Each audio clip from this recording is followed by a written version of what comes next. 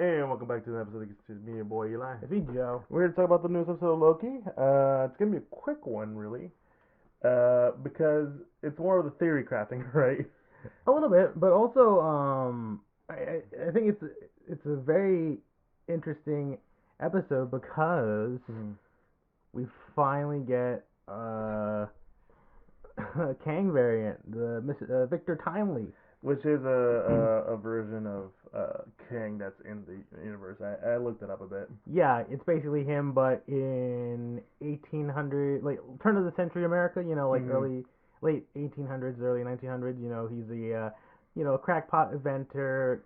Mainly a charlatan kind of thing, where he just sort of sells like bong inventions. They're not terrible inventions, mind you. No, they have potential, but it's clearly like they're mostly just there for him to just make a quick buck and like skedaddle. But yeah, pretty much, continuing from the last episode to start off with, like the Loom in danger. Even though what was her name? Doc. Yeah, Doc. Yeah. Proving a lot of those timelines, they are growing back, right?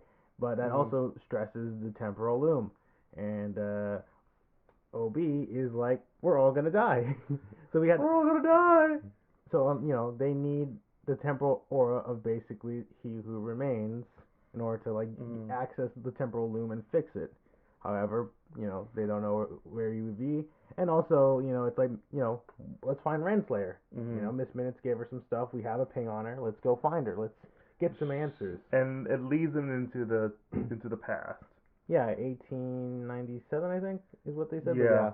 But yeah, that sort of the Chicago World's Fair. But also, we get a little primer, I think, before the episode actually starts, with Renslayer and Miss Minutes. Pretty much, Miss Minutes has Renslayer drop off a book to a young Victor Timely, a TVA manual. Yeah. Essentially, putting him on the track, to become who he's supposed to be, right? Yeah.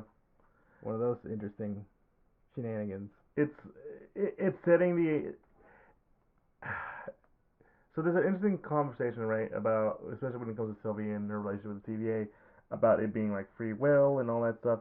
So would you consider this them being free will if you are leading them on to be a certain thing? Yeah, that is also, I think that's, the big theme of, not just this episode, but I think Loki in general, right?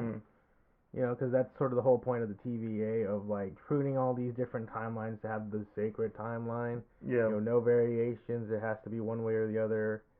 And constantly having all the Lokis being, like the same. That sort of thing. But yeah, so Loki and Mobius go back in time. At the World's Fair, trying to figure things out. And also I think there's a fun little, I guess, kind of emotional beat where they see this like Viking inspired area, and they see all like the Thor, Odin, and Balder, and they're like, Loki's just like, these are just completely ignorant. And it's like, I think you're just jealous you're not up there. And it's like, who even knows Balder? What do you mean, Balder the Brave? Come on, Loki. You're just jealous. He's jealous because most of the time people just think of Thor. Yeah. And like this now, he's popular, Balder, because of the God of War Ragnarok game. Well, I mean, as well, he is also just a pretty substantial Norse figure. Yeah, I think he's supposed to be the like the Jesus of Norse mythology. Well, I guess if you want to call it that, but I mean, I don't know. I'm not that informative on. It's been a while. I haven't. All I remember is that he died through mistletoe or something, right? Yeah. Which is like silly. But yeah, that's sort of, they go see this sort of Victor Timely presentation, right? Yeah. I think the word's temporal, and it's like, okay, because they're trying to find Renslayer at this World's Fair thing, right? And they sit through Victor Timely's little presentation, and it's kind of like, and Mobius is just sort of like playing it like, really, this is the guy? This is the guy. This is the guy. This nerdy looking motherfucker. This stuttering mess of a man who's constantly like forgetting the words he's supposed to be saying on stage. This is the guy. This is the scariest motherfucker you ever seen. And Loki's like, yeah, he is. Yeah, that's him. Like, sure. And part of it is, again, it's this idea. I think a lot of people have that Kang and Timely are one and the same. They're different versions of themselves. So this is probably the most not inoffensive. That's a weird word to use. Yeah. Like least threatening. Yes, least threatening. I know there's a word for it. But Unassuming. Yeah, like you can't see this guy, take over the world or anything. It's impossible. Look at him. Yeah. Scared of his own shadow, he is. Yeah, like he's. I mean, yeah, it's very interesting to have that dichotomy, but it's also kind of one of those like. I think it's supposed to be like that because of, how this episode goes. Because, I mean, like, everybody, after the presentation, there's a bunch of, like, straight up people trying to, like, buy his adventures. Like, I'll pay, like, $1,000, which back in the day, $1,000 was a lot of money. It was a lot of money.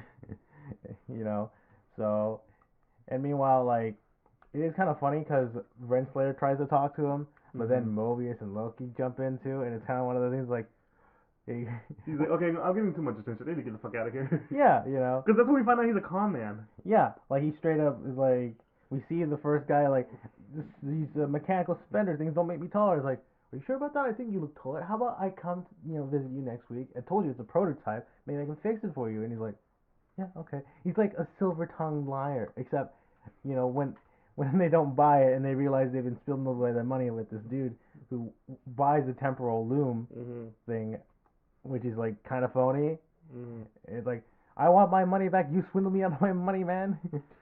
Okay, first of all, I think I'll give it credit. It's what time frame is this? 1900? 1890, yeah. 1890. So this is like what, the 19th century? Yeah. You never buy the prototype. Well, I mean, this is the Gilded Age. You have all kinds of people making money off of the railroads and oil. Yeah. This is where what's that thing? The one place I used to have in Chicago, the World's Fair. Yeah, that's exactly what that's what it is. Yeah, that's where they are. Oh, they say that. I'm stupid. Yeah, I literally said it like 5 minutes ago. Oh, my bad. I did not pay attention. But yeah, I mean, yeah, this is like that time where there is a bunch of World's Fair stuff. I mean, a lot of inventions going around. Yeah, like just a lot of that sort of thing. And of course, Victor Timely makes the most of it. So there's a huge chase through the World's Fair thing. They sort of get cornered. And then guess who shows up? Guess. Somebody who does not like any of the Kang variants. How does she get there though? Well, I mean, she has her own tempad. Oh, that's right. They gave her a tempad. Yeah, she has her own. Yeah. So, and she also kind of, she's there to make good on her promise of just killing all the Kang variants, which is Loki's like, no, we need him because the timelines. Well, and like we can use his temporal aura. He's not he who remains, but he's a variant, and if we can just convince him to come with us, we can fix everything, right? This is pre-evil. We could make him pre-good. Or make him good, yeah. Yes. But Sylvia is of the mind of, no, you realize like Renslayer probably planted that book to him. This is all part of their plan. You're just bringing He Who Remains back to the TVA, the guy who started it all. That's this is no good. I'm gonna kill him. So we sort of not reset, but like replay the ending of the first season, right? Yeah. Where Loki's just trying to like not have Sylvie kill him. He Who Remains. Yeah. But this time it's more of like you're trying to reason with it's like we're in the same position before. I can't let you do it again. Yeah. Not this time, please. I won't let you distract me with a kiss. But yeah, so a little fight ensues. Obviously, there's the whole shenanigans, and Renslayer unleashes Miss Minutes just to like drive everybody away and sneak off with Victor. I like how they were like, Ghost Clock walking around. It's like, wait, what? And that sort of gives the guys the cluiness to like, all right, so where, like, is there any way we can find Renslayer, like, what's our Mhm. big clue here? We're just gonna be wandering around all of Chicago, and this little kid with the paper just goes, "Ghost clock, sighted," like mysterious ghost clock. It's like, wait, what the fuck? And they see the little paper, newspaper thing, and it's just like accurate looking, Miss Minutes. yeah, it's just like, yeah, it looks a little photoshopped, Yeah. but it's just so funny to me. It's just like she's making a ooh spooky face, and it's just like, well, I guess we have our clues here. Let's just get the Yeah, and then they bring it back around, making itself a giant clock, a Yeah, giant ghost. I think people have probably seen it in the trailer, but yeah, that's where that happens. Yeah. But essentially, Renslayer and Victor escape, and leads to a very cute moment where there's sort of a blooming romance between these two, and that's essentially a thing that goes on for the rest of the episode, where like I thought it was interesting to be honest, because so here's the thing. In the comics, from what I have researched a bit, right, Victor Timely or Kang does have a romantic interest, and it is Renslayer. I think I talked about it in the first season, Right. and so they're hinting at this, and they're building on it, which I'm interested to see where that goes, because it it's not only cute, but it's also kind of funny because Miss Minutes is there, third wheeling. Yeah, yeah, a little bit. That's definitely, you're not wrong there. It's kind of funny. It's just like, oh, this is awkward. Like, I don't know if you guys ever been in one of those situations where like you are clearly third wheeling when it's two people who are like into each other. It's very awkward. It's very very freaking awkward. Well, I mean, Miss Minutes is just a clock. I mean, what does she care, I mean, she does care. right? Yeah, yeah. But anyways, you know, obviously, they sort of make another escape because people still want their money. Mhm. Loki and Mobius are still trying to get to get Victor, because obviously they need him. And like Victor makes the obvious point of like, Mhm. hey, so I mean, you're telling me the exact same thing that Loki, that dude over there with the magic powers was telling me. Mhm. Why aren't you guys working together? That seems like you have the same interests. To which Renslayer is like, yeah, no, they can't be trusted. So like, I mean, you gotta trust Yeah. us. Trust us. Like, because obviously Renslayer, and I assume his Minute's plan is to have Victor become the next He Who Remains and sort of, Mhm. reset the clock, more or Yeah. less, to get everything back under control. Well, and that's why, they have the same needs for him, but just for very different outcomes, right? Mhm. But anyways, they go off to his lab, I Mhm. think in Wisconsin. So Mhm. they're taking a ferry ride, and they have more. Renslayer and Victor have more like little bonding moments, right? Like I said, a cute romantic moment. Until, Until Miss uh, Minutes knocks the shit out of her. well, I mean, Miss Minutes convinces Victor to, cause Mhm. drop the little ferry boat Mhm. holding Ramona, so that way Miss Minutes and Victor can go to the lab while Ramona's just like, what the hell, bro? Yeah. What the hell is that?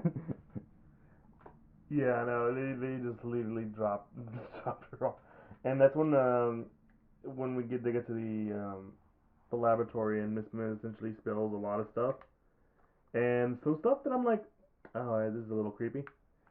Where, granted, um, I'm interested to see.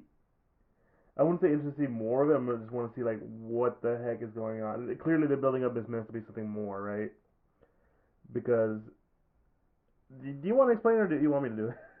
Well, I mean, yeah, we get a little bit of backstory on how Miss Minutes was made. Obviously she's an AI, Mhm. and she talks about how like she was just a regular AI that Mhm. he remains we play games with and stuff, and then eventually he sort of just put into her program that she can just evolve essentially. Mhm. Like she can write her own code and like advance and like have wants and desires and stuff like that. Mhm. Which leads her to being sort of like he basically admitting that she's in love with he who remains. She tries to like pretend like, why don't you give me my own body? That way we can be, leading together forever and stuff. And it's like, Victor's just sort of like, well, I mean, that's not me though. I didn't make you. And it's funny because it sets up this whole thing about like I'm not that person.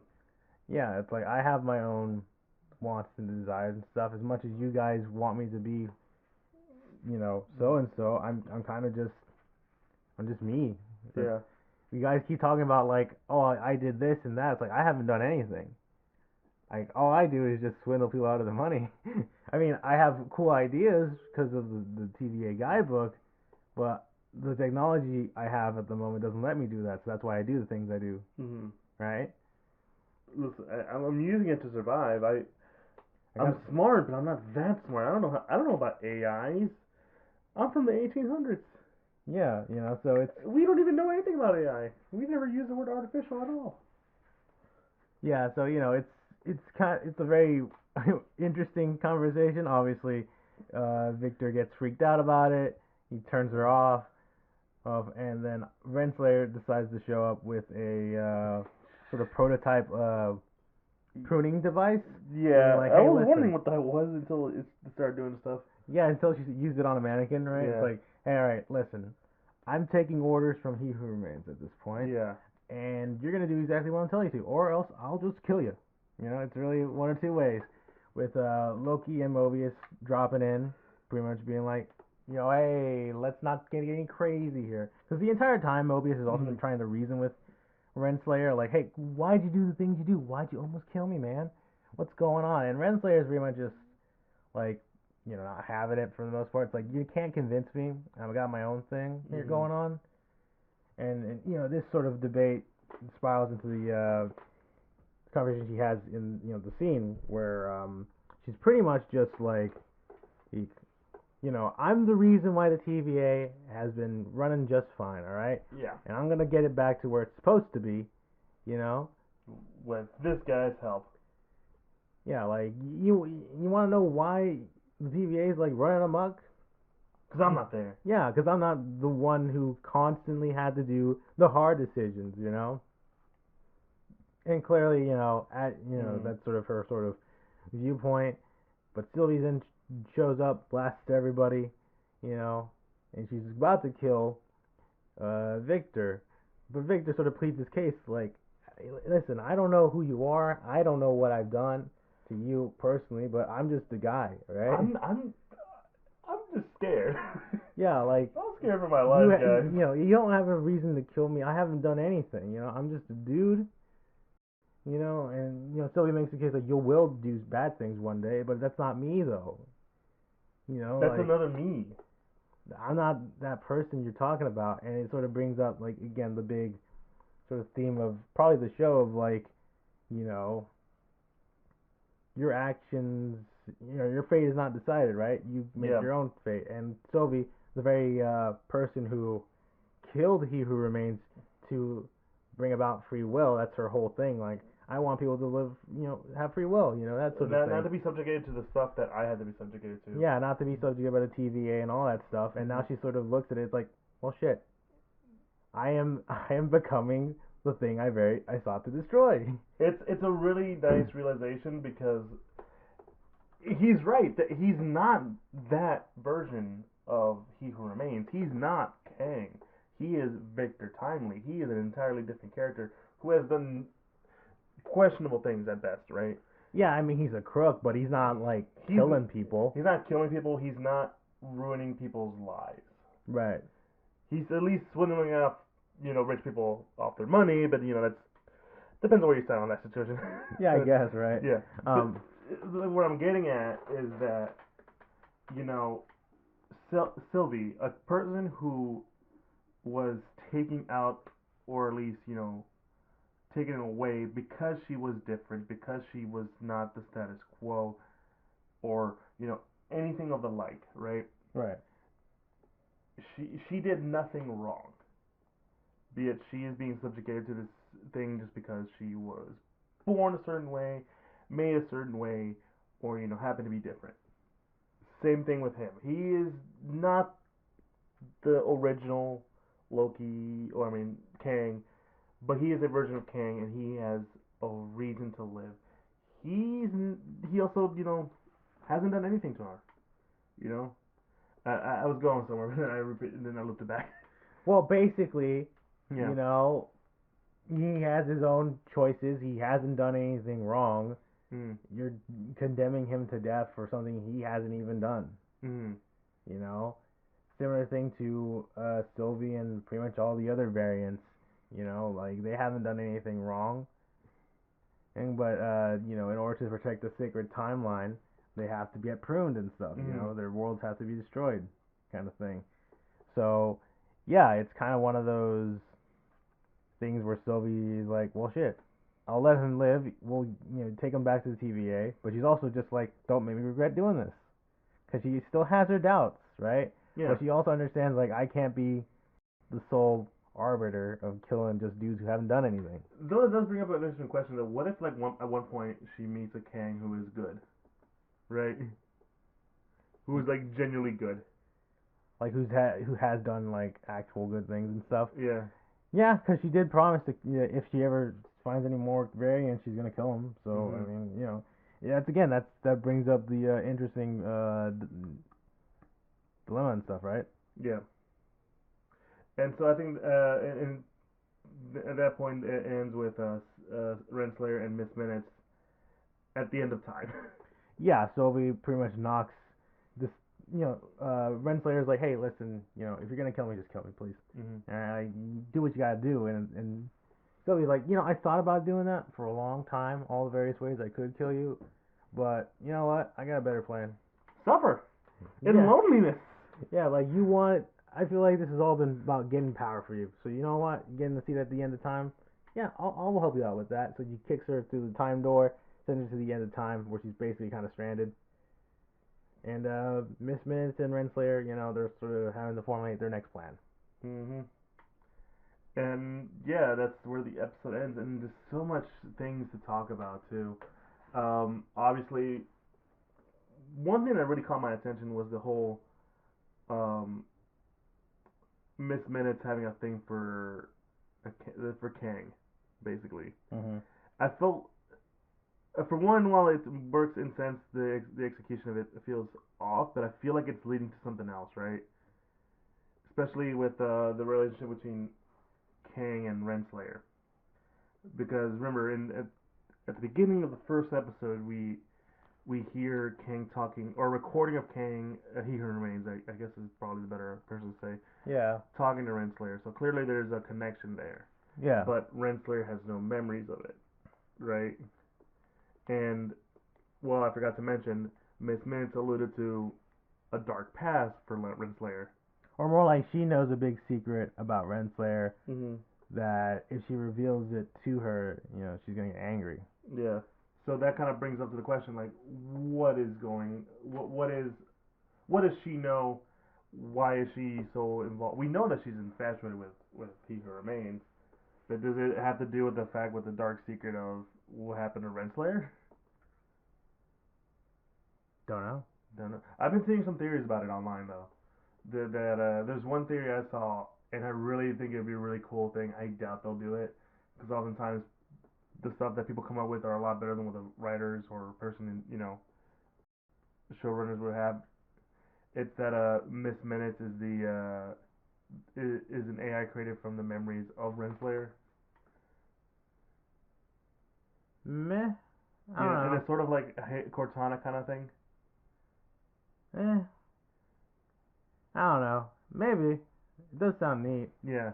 I don't think they'll do it. Well, here's my thing. Yeah. And as much as you say that, like, sometimes the fans can come up with more interesting things than the writers, sometimes the fans come up with dumb things. They do. They do. I'm not saying fans are always better writers than the actual writers. But sometimes they come up with an idea that's like, oh, you know, that's kind of cool. Not gonna lie. But that always comes from hindsight and not actual, you know, perspective of a writer. Yeah, you're not wrong there. I mean, yeah, that's an interesting theory. I think I'm more sort of leaning towards, I don't know, because I mean, yeah, there is like an interesting little like romantic dynamic maybe for Renslayer and He Who Remains, but I also think it's probably also that of like, you know, it's like how Sylvie says, like, Renslayer wants power, and I Mhm. feel like we might learn a bit more of like Renslayer's background, like Mhm. maybe like from her time or whatever. She was never, she was a, sort of downtrodden, and like He Who Remains was the one that sort of gave her the push, right, Mhm. to take control of her life and stuff, and Yeah. she sort of sees like repayment for that kind of thing, Yeah. I don't know. That's sort of where I'm leaning towards. Like I owe a debt to this guy. Mhm. But again, that goes to the question like, what was the dark past, right?